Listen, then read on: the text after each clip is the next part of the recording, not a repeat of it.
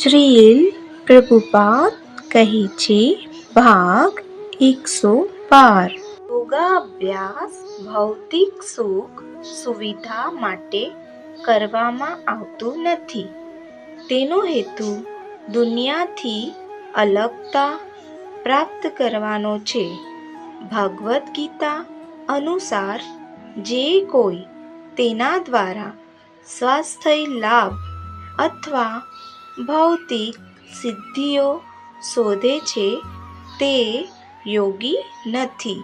આ જ્ઞાન શ્રીમદ્ ભગવદ્ ગીતા યથારૂપ અધ્યાય 6 શ્લોક 15 અર્થમાંથી લેવામાં આવ્યું છે.